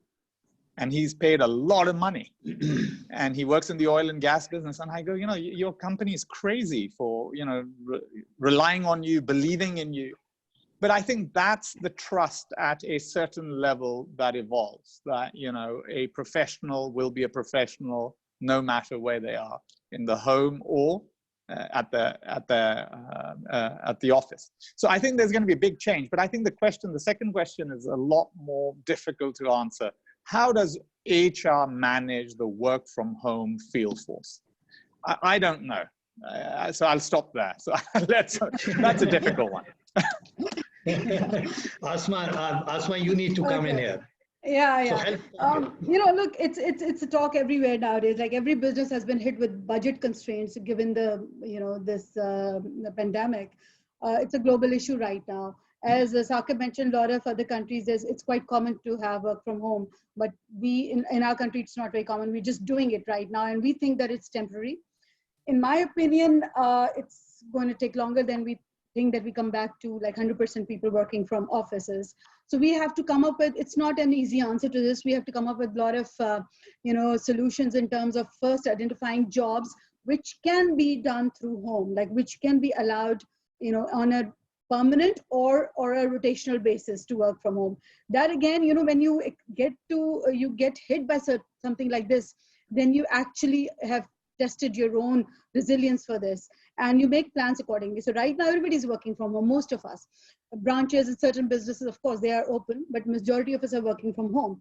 Now we have to, as the lockdown slows down, we have to just go into phases actually, and then they'll be like, for example, even if we start working after Eid, I don't know, but if we have to start doing on rotation basis, like 50% of your people come for 15 days and 50% stays at home and work from home, and then you take the shifts.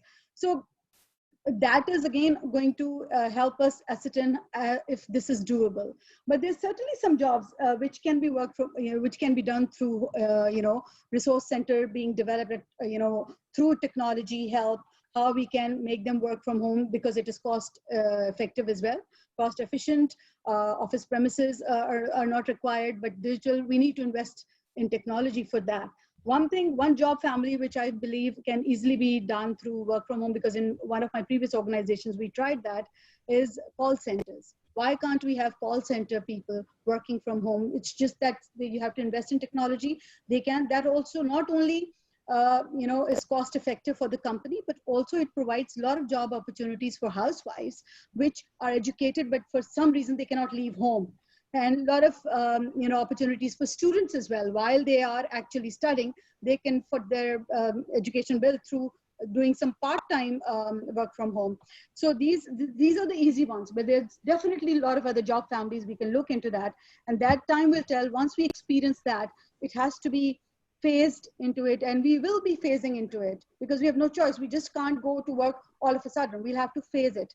So while we're phasing it, we have to learn from our experiences, find out job families. Definitely, I could come up with this call center resources, but there could be some more as well. And depending on the industry we're in, we can come up with a lot of other jobs, which could be, with the help of technology, we can allow them to work from home permanently or on rotation basis. And we can have hot desk concept, or, in the office that, okay, you don't have your, brick and mortars, like, this is my office, my territory, rather than like offices which could be used on rotational basis. So, it just, with the companies who are having budget constraints, that will help them as well. And people, instead of losing their jobs, they can actually work from home and save money for the organization. So, it's time to reskill yourself. Thank you, Asma. This is the last question, and we will then go to the rapid fire. I will take this because this has already been addressed very well by Saqib. So you heard, talking about CFO and should they collaborate with HR and others, you saw how organizations have created a linkage and a strong linkage between, by having this crisis team that Saqib spoke about, where they had the technology people, finance people, HR, and they also brought in supply chain to make sure that the whole ambit of operations is covered very well and is part of crisis management and hopefully defining the new future and landing in the new future. So I'll not go to the panelists for this because we have kind of come to the end of time for this segment. I hand over to Shehzad for the rapid fire round, and I'll come back and get some concluding comments from all the panelists. Shehzad, over to you. Thank you, Waqar Sahab. Assalamu alaikum and very good afternoon, everybody. First of all, this is an amazing panel discussion on organizational resilience. We have already received a lot of appreciation on Zoom as well as social media. Thank you all panelists and our very own able moderator, Mr. Vikarul Islam Sahib. I will ask 10 to 12 questions maximum for your brief answers in few words. Maybe you can limit your answers to 1-2 words, that would be perfect. The sequence I would follow would be, let's start first from CFO, then CTO, then CHRO's view. And after that, we will take CEO's views from Saqib Shah. And at last, I will also request our able moderator to give his views as well. So my first question is, what would be the key area to focus for resilience? One word or one sentence? Ji, Hasnain sir. Yeah, I'd call it employee well-being. If people are comfortable in what they're doing, they feel safe, they are clear in what is expected of them, at the end of the day, that's the best thing you can do for resilience. Oversafe sir. Embrace disruption. Asma. business continuity through the use of technology. Saqib sir. Patience and communication. Vikas sir. People. Great. My second question is, start with why, says international best-selling author, Mr. Simon Sinek. How important is it from an organizational perspective to start with why, why? So I think the in which Simon Sinek asked that question is to make sure people understand the reason, the root cause of why they're doing things. They really understand the motivation and what you're driving after. I think that has to remain a primary driver, regardless of whether you're in run and maintain normal condition of doing business or whether you're in a crisis. Understand fully why you do things, be clear on what your motivation is. That has to play a factor. Omar Saif sir. I think a more apt question is why not? What are the things that you're not willing to change? So I think that's a more important question in a time of crisis. Asma. Why defines the purpose? So if we don't have one, why are we doing what we do? I don't think we will be able to answer how will we do it. So it is very imperative that we know what our purpose is. Saqib sir. Well, according to the Japanese, it's not why, it's called why. That's great. Waqar sir. So why is your lifeblood your reason for existence? Great. My next question is leadership role in crisis. One word or couple of words. Hassan sir. Clarity and support. Great. Omar Said sir. Well, the 3 words would be constructive disruption of their own business. Asma. Delegated structure is imperative right now, with the physical distance being the norm. So that's what I have to say. Akif sir. Provide facts, give hope, show empathy. Waqar sir. I'll take cue from Sakim and Omar both. So it's disruptive, constructive, empathy. Great. Action versus strategy. Which one is more important to your role and why? One word, maybe followed by a quick short sentence. It's a balance. Situations require action. Situations require strategy. Be clear on what the situation needs at the time and go ahead with it. Omar Said sir. Well, personally, I have a bias for action. And I think taking an action is always better than not taking it, because it can always be corrected later. But not taking any action could lead to disaster. So I have a bias for action, even though people would imagine that as you rise through various corporate structures, your role moves from action to tactical to strategy. But I have a serious bias for action. Asma. I would say action. We have to act to resolve and strategize along the way. Sakib sir. Strategy for me, but empower the team for action. Great. Waqar sir. Execution eats strategy for breakfast. How important is communication for a resilient organization now and in future? 3 words maybe. Communicate, communicate, communicate. Excellent. Ji, Umar sir. I think a more important question is, how do you make these conversations, this communication more meaningful? Because the nature of communication is about to change. So how do you make sure that your communication to your clients result in a deal being closed? How your communication with your employees results in being them motivated? How does your communication with your, in your sales channel result in your customers being more satisfied? Because the communication channels are about to change. So the challenge is how to make this communication more meaningful. Asma. A clear communication strategy is the key. Sakib sir. Vital. Waqar sir. Sense in crisis. What is your one-liner view on transformation of jobs as predicted by World Economic Forum in their report for Job 2022? I'm not sure I've read that report, but I can guess what it says. Be prepared for machines to take place of all the manual work that exists at the moment. Plan for it, do something better. Great. Omar sir. Well, there's two trends at hand. I do a lot of work in AI, machine learning, etc. for the startup that I have. And the joke that we have is that if there's anything that machines can do, if there's anything that humans can do under 10 minutes, assume that it's going to be replaced by machines.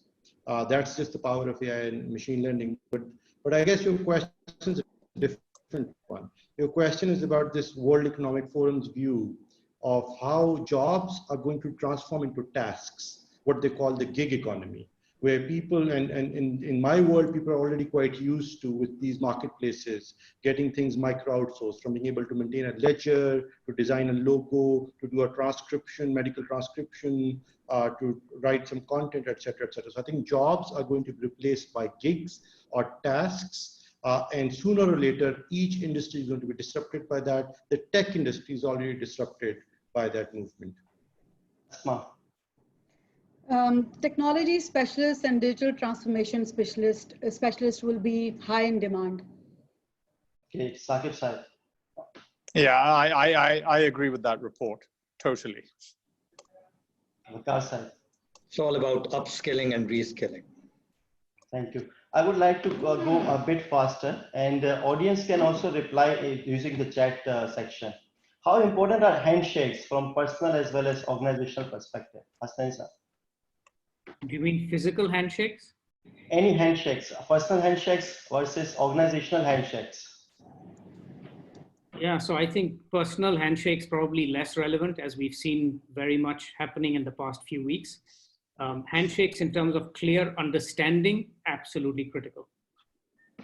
Umar says sir. Well, handshakes would always be handshakes, and a cup of tea would always be a cup of tea, unless you love coffee. Yes, Asma. They have always been, integral part of our, agreement. But given the situation, it's a verbal, handshakes which will, prevail. For me, any personal touch has more importance now. Ji, Saqib sir. I think smiles are more important, and the challenge will be wearing a mask, how people can recognize you're smiling. So you need to learn to smile with your eyes. Thank you. Vikas sir. I'm dying to get my handshake back. Okay, which mindset for a career do you prefer? Passion mindset versus craftsman mindset? Hassan sir. So both are absolutely critical. Make sure in your teams you have people who are skilled in one or the other and make the most of them. Umar sir. Well, craft you can always acquire. Passion you must have. Otherwise, you just can't make it work. Zabardast. Ji, Asma. Passion. It's always better to love what you do and be great at it. Great. Saqib sir. So I always say that I love engineers who have an MBA, and I always compare them to CAs with a personality. So combo of those two is perfect. Wonderful. Vikas sir. Passion, anytime. Okay. Define organizational success in 3 words. Hassan sir. Organizational success for me is a very important and well thought out strategy. If we cut it down to 3 words, there's a danger of sloganism. I would not bring it down to 3 words for the danger of diluting its importance. So I'll abstain. Umar sir. I think for me, it is commitment to a single vision by everyone who works in the organization, that everyone rallies behind a single vision of where the business needs to go. Everything else falls into place. Thank you. Asma. Up till 2019, I thought it was profitability, growth, and happiness. Now resilience. It's all about how you can survive in this environment. Saqib sir. I think I'm going to help Hasnan out with the symbolism. It's respect, recognition, and reward. Hasnan, you owe me a coffee for that. I'm not sure I buy it, but maybe I'll buy you the coffee. Ji, Vikas sir. So it is said that leaders are not known by the number of followers they have, but by the number of leaders they make. I think it's true for organizations as well. Zabardast. Last 3 questions. Networking, how is it important for resilience? Hassan sir. So absolutely critical. One of the things we've learned is that the networks in our organization don't only need to operate at top level. So not just all the CFOs sitting together, not just all the marketing managers sitting together, but at all levels of the organization. It helps not only improve the way of work and efficiency, but creating that networking amongst peers, regardless of which level you are in the organization, helps you in a time of crisis. There is somebody out there who understands you and who can help you through. So critical for me. Thank you. Are you all enjoying this rapid fire, or should I end it now? Any comments, any questions, anything in the chat? Ji, Umar sir. I think networking is very, very important, especially as organizations grow and you get competent and also strong-minded people, strong-headed people with lots of commitment and lots of conviction working for your organization. I remember when I was at MIT, they designed an entire building, the computer science building, just so that people could talk to each other. As you get intelligent people with strong convictions and an independent mind, in one place, they can do wonders, but there's also this downside that they very rarely are keen to talk to each other with their egos and their own worldviews that they live in.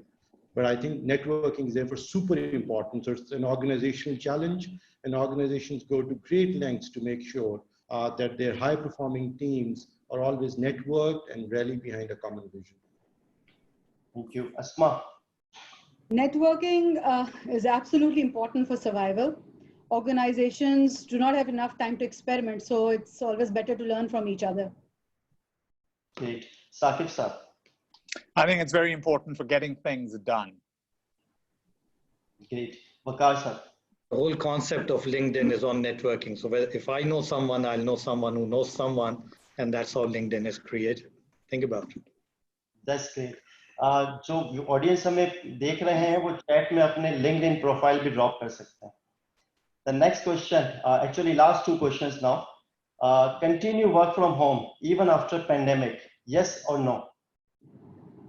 It's a reality. There is no no. Great. Omar sir.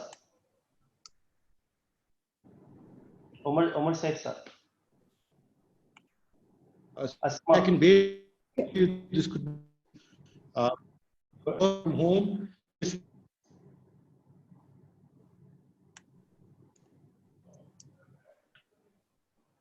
Ji, Asma.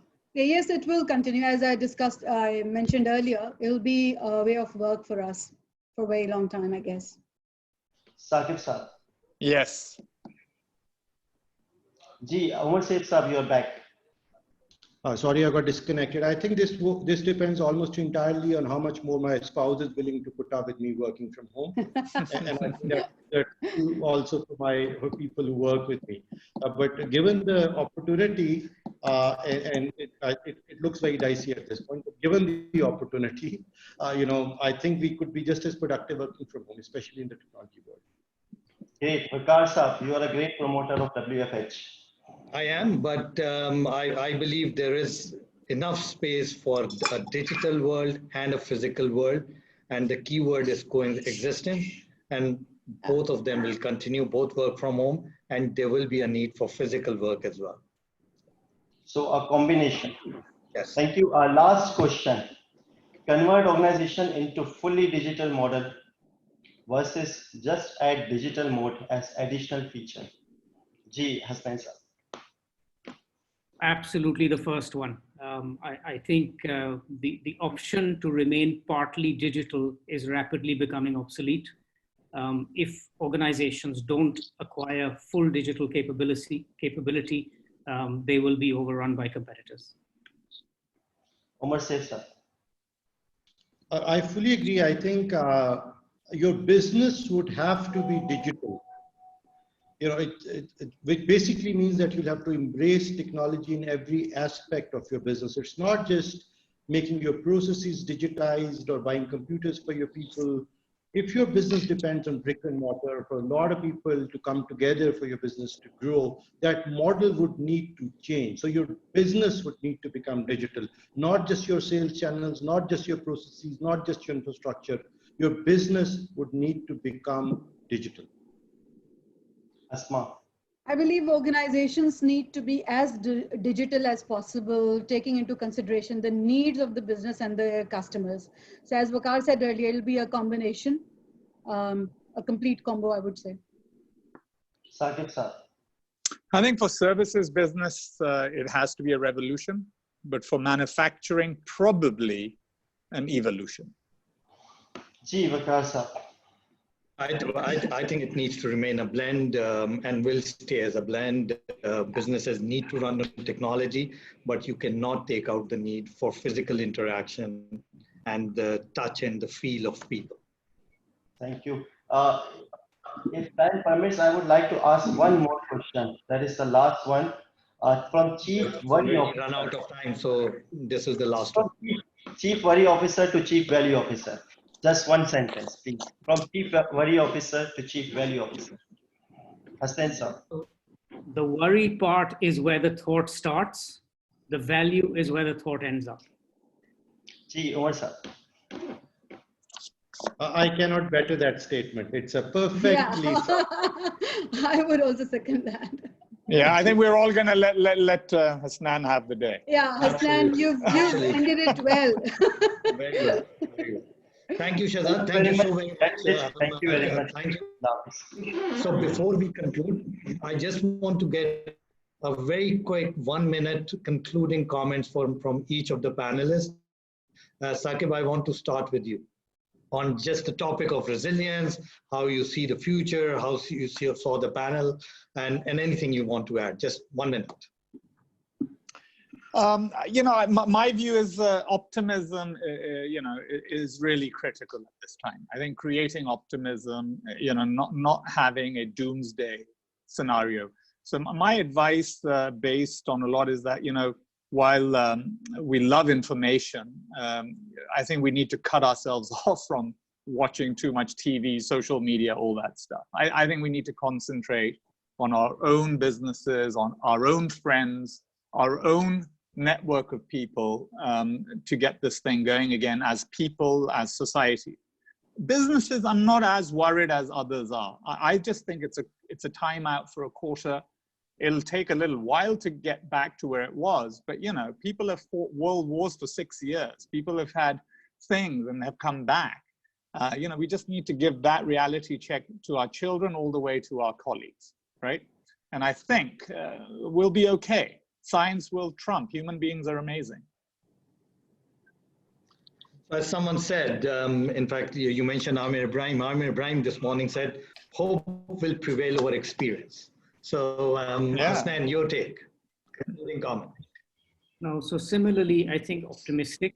A crisis can be a force for good. If you just look at what this crisis has done in terms of people reaching out to help others around them, their communities, their employees, whoever around them, the amount people are doing to help, the kind of discipline that we are seeing, it may not be perfect, but the discipline that we are seeing around how we're dealing with this crisis a few months ago would be unimaginable. So I think this crisis will be a force for good. We'll come out of it, all of us as better people and hopefully a better society. Your comment, concluding comments, please. You're saying Umar or Asma? Omar, can you hear me? Omar, can you I hear think me? there's a famous quote that a crisis is a terrible thing to waste. So I think it's a great opportunity, but it is also a time for strong leadership and character. And that is what this will be about at the national level, at the international level, at the organizational level. Strong leadership and character. Well done. Asma, concluding comments. Yeah, we have to plan for things going wrong as part of our everyday life. Going forward, we need to ensure that all our programs, designs and people are designed for resilience. Thank you. So just from my side to conclude, by the way, just to let everyone know, as of now, we have close to 17,000 people have reached through these webinars. Thank you very much for all the panelists for providing insights. I'm sure the audience is worthy. The audience found the insights and the experience shared quite insightful for them to learn and apply some of the things that you learned. So I see us as but also our businesses and our people emerging out stronger from this crisis, inshallah. First is, and for whatever reason, that's for researchers and public health professionals, luckily our numbers from these crises are a lot better than the rest of the world. We have one of the lowest fatality rate in the world. Our spread is a lot less compared to what people were expecting, and all models more or less have failed, whatever the reason, but it seems the nature wants to help us. Let's grab this opportunity. And I see three key important things, if we do it right, that can emerge out of it. First is go digital. I very strongly believe this is the time to document economy. This is the time to put technology at the forefront of whatever we do at the country level and at the business level. Second, and as Asma mentioned as well, this is a time to change our leadership behavior to trust outcome, productivity-based leadership behaviors rather than body in seat mentality, and that needs to go away. And I think the third biggest upside is in our people. Enough of saying ये पाकिस्तान है, यहाँ लोग नहीं बदल सकते, यहाँ लोग वैसे ही रहेंगे, यहाँ लोग अपने हाथ नहीं धोएंगे, हाथ मिलाते रहेंगे.